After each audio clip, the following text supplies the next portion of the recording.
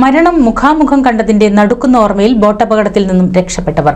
കപ്പൽ പാതയിൽ നിന്നും മാറി സഞ്ചരിച്ചാണ് കപ്പൽ ബോട്ടിലിടിച്ചതെന്നും തൊഴിലാളികൾ. കടലിൽ നിന്നും പിടിച്ച മത്സ്യങ്ങൾ വലയിൽ നിന്നും വേർപെടുത്തുന്ന തിരക്കിലായിരുന്നു അവർ. പണി കഴിഞ്ഞ ബോട്ട് നങ്കൂരമിടാനുള്ള ഒരുക്കത്തിലായിരുന്നു അപ്പോൾ.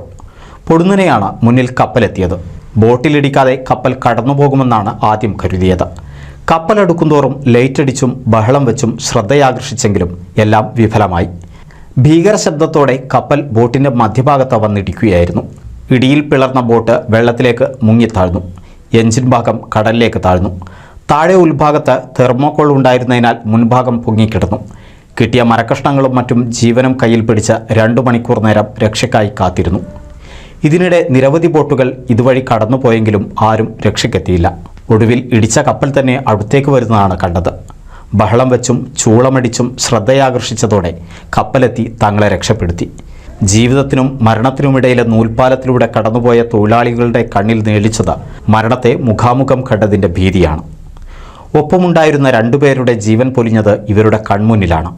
മീൻ പിടിക്കുന്നതിനിടെ കപ്പൽ ബോട്ടിൽ ഇടിക്കുകയായിരുന്നുവെന്നും അപ്രതീക്ഷിതമായതിനാൽ ഒന്നും ചെയ്യാനായില്ലെന്നുമാണ് അപകടത്തിൽ നിന്നും രക്ഷപ്പെട്ട ഇവർ പറയുന്നത്. മീനൊക്കെ നമ്മൾ സൈസാക്കിയതാണ്. അപ്പോൾ അതിൽ ഒരു 10 നമ്മൾ മീൻ സൈസാക്കാൻ തെരഞ്ഞ് വേറെ ആക്കാൻ 2-3 മണിക്കൂർ ഉണ്ടായിരുന്നു. അപ്പോൾ നമ്മളിത് ആങ്കരെല്ലാം കെട്ടി റോപ്പ് കെട്ടിയിട്ട് അവിടെ വെച്ചിരിക്കുന്നത്. ഈ മീനിൻ്റെ പണി കഴിഞ്ഞാൽ ആങ്കര വിടുള്ളൂ. അപ്പോൾ നമ്മൾ ആ പണിയിലാണ് ആയിരുന്നത്. അന്നേരമാണ് കപ്പൽ കൊടുത്തിട്ട് അടുത്തെത്തിയാലും കണ്ടത്. പക്ഷേ അടുത്തെത്തിയാൽ കണ്ടതിൽ നമുക്കൊന്നും ചെയ്യാൻ പറ്റില്ല. എല്ലാം വളരെ പെട്ടെന്ന് ഭയങ്കര സ്പീഡിൽ വരുന്ന സാധനമല്ലേ. നമ്മൾ ഓടി വിലോശിക്ക് പോകുമ്പോഴത്തേക്ക് എല്ലാം മുട്ടിക്കും. ഒരുപാട് അലറിയിട്ടുണ്ട്. കാരണം അടുത്ത് കൂടെ എല്ലാം ബോട്ട് പോകുന്നുണ്ട്. പക്ഷെ അവർക്ക് സൗണ്ട് കേൾക്കുന്നില്ല. അങ്ങനെ ഈ കപ്പൽ എന്തോ ഭാഗ്യം കൊണ്ട് മാറി വന്നു. തിരിച്ചു വന്നു 200 മീറ്റർ പോയിട്ടാണ് തിരിച്ചു വന്നത്. അങ്ങനെ അടുത്ത് കുറേ സൗണ്ട് ഉണ്ടാക്കി. വിസലടിച്ചു. ഞാൻ വിസലടിച്ച് ഒരു സൗണ്ട് ഉണ്ടാക്കി.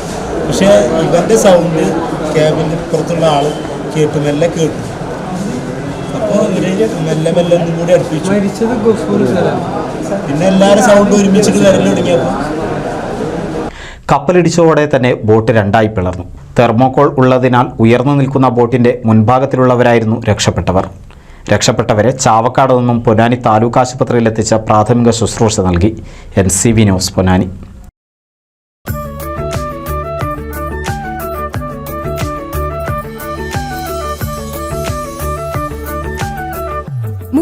വർഷത്തെ വിശ്വസ്ത പാരമ്പര്യവുമായി എന്നും എപ്പോഴും കൂടെയുണ്ടെന്ന വിശ്വാസം. Basith wedding mall, Basith arcade, Poongottukulam, Tirur.